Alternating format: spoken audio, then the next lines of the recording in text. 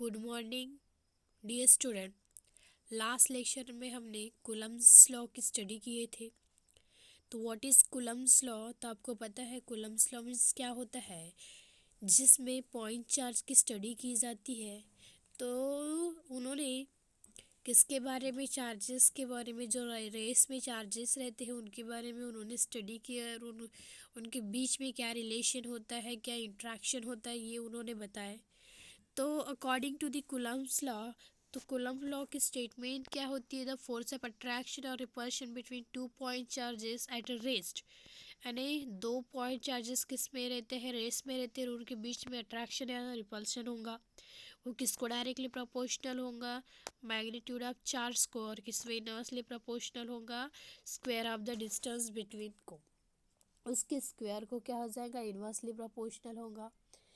आज का हमारा टॉपिक है रिलेटिव परमिटिविटी और डाइलेक्ट्रिक कांस्टेंट। तो रिलेटिव परमिटिविटी और डाइलेक्ट्रिक कांस्टेंट क्या होता है? देखो, while discussing the Coulomb's law it was assumed that the charges are held stationary in a vacuum। तो जो चार्ज रहते हैं वो किस में रहते हैं? रेस्ट में रहते हैं। तो हमें क्या करना है, एक वैक्यूम में एक चार्ज को क्या करना है? स्टेशनरी रहना है। When the charges are kept in a material medium such as a water, mica or a paraffin paper, the medium affected the force between the charges. The force between the two charges placed in a medium may be written as। तो देखो, जो medium में रहेंगे उसके लिए आपको पता है कूलम्स लॉ के अकॉर्डिंग आपका फार्मूला क्या होता है?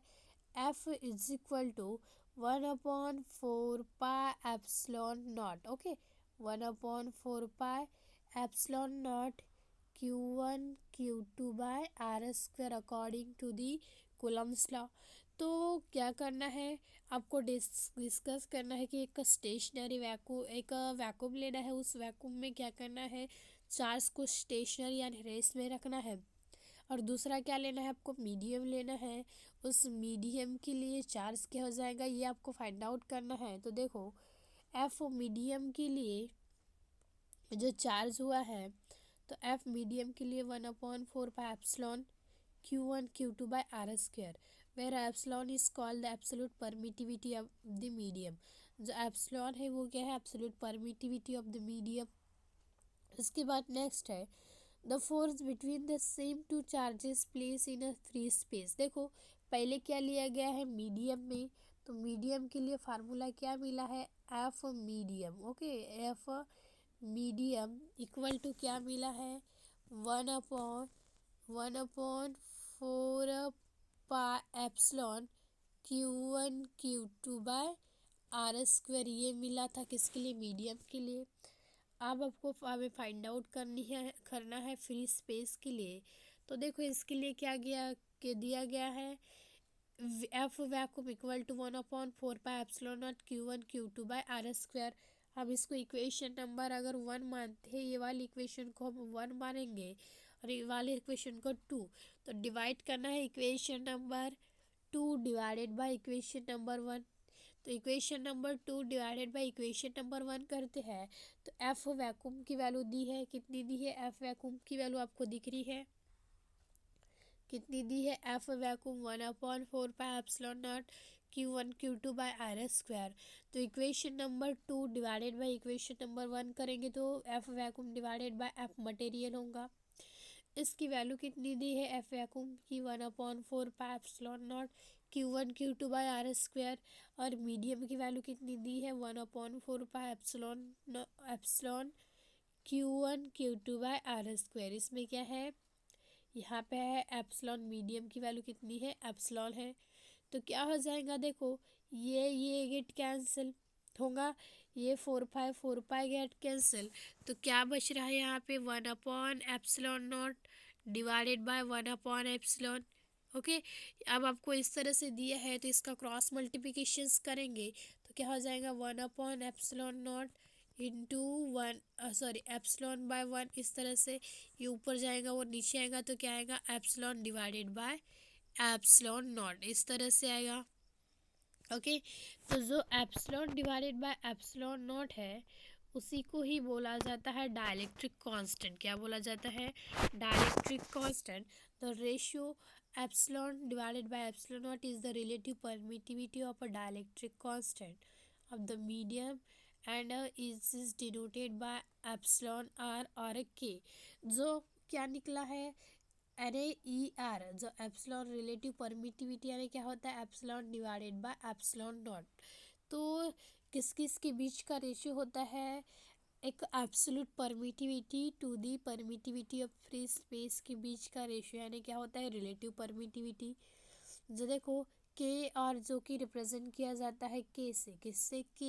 के और epsilon r equal to epsilon by epsilon naught यानी F vacuum divided by F medium and it is the ratio of F vacuum to the F medium and it is the ratio of absolute permittivity to the permittivity of a free space is called as relative permittivity, जिसको बोला जाता है relative permittivity।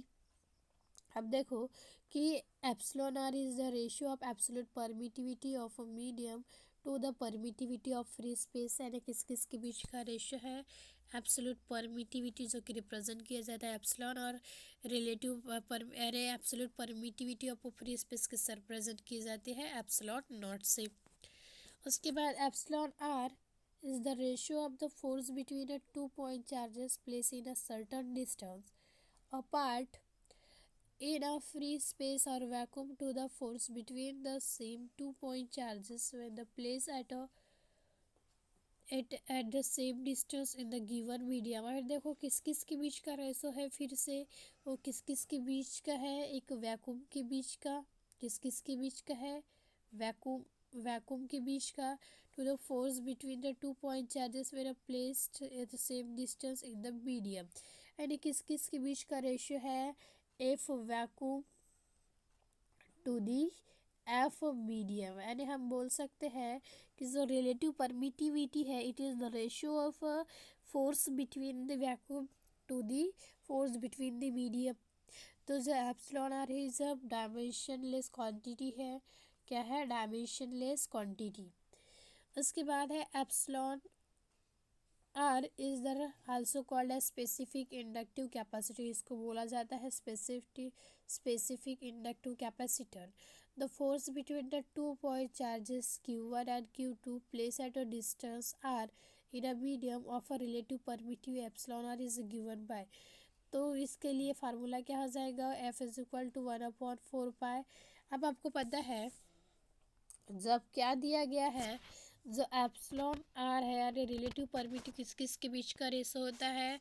Epsilon divided by epsilon not के बीच का। तो अगर हम एप्सिलॉन की वैल्यू निकालने जाए तो एप्सिलॉन इक्वल टू क्या हो जाएगा? Epsilon R into epsilon not, इस तरह से।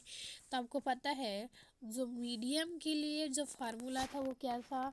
1/f इज इक्वल टू क्या था? F is equal to 1/4 pi epsilon Q1 Q2 by R square, इस तरह से फार्मूला निकला था। किसके लिए? मीडियम के लिए। और देखो मीडियम यानी जिसमें मान लो कि यहाँ पे एक क्यू चार्ज है और यहाँ पे एक निगेटिव क्यू चार्ज है।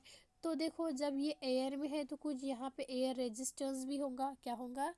एयर रेजिस्टेंस भी होगा। उसके लिए क्या लिया जाता है? क्या लिया जाता है उसके लिए? वैक्यूम यानी मीडियम लिया जाता है यानी एयर में भी है। तो 1/4 pi epsilon Q1 Q2 by R square. और एप्सिलॉन की वैल्यू कितनी निकली है? इतनी। इसमें पुट कर देंगे तो 1/4 पाई क्या हो जाएगा? 4 pi epsilon R into epsilon not Q1 Q2 by R square, इस तरह से हो जाएगा। तो ये निकल गया किसकी वैल्यू? मीडियम के लिए। तो क्या मिली है मीडियम के लिए वैल्यू? देखो कि F is equal to 1/4 pi क्या है? Epsilon not epsilon R Q1 Q2 by R square. अब देखो thus some material medium reduce the force between the charges by a factor of epsilon naught its relative permittivity।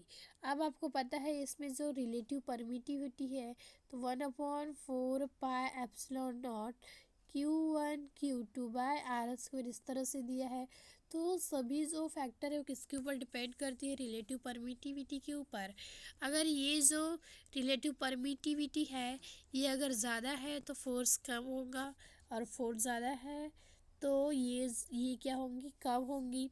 तो देखो water के लिए find out किया है, तो for a water जो की रिलेटिव परमिटिविटी है 80, देन इक्वेशन नंबर 10.4 आपको पता है एफ वैक्यूम अपॉन क्या होता है, F water epsilon equal to कितना दिया 80, तो एफ वाटर इक्वल टू क्या हो जाएगा, F vacuum divided bye 80। And this means that when the two point charges are placed some distance apart in a water, the force between them is reduced to 1/8 of the force between the same two charges placed at the same distance in a vacuum।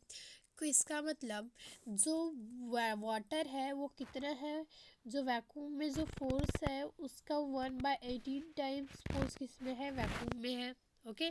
अरे जो water में जो force है उसका 1/18 time, अरे vacuum का 1/18 time force किस में है, वाटर में है। ये शो कर रहा है कि उसके जो वाटर का जो फोर्स होगा वो कितना होगा, वैक्यूम के 1/18 टाइम्स क्या होगा, कम होगा ये फोर्स किसका, वाटर का। ओके। इसके बाद का हम क्या देखेंगे नेक्स्ट लेक्चर में।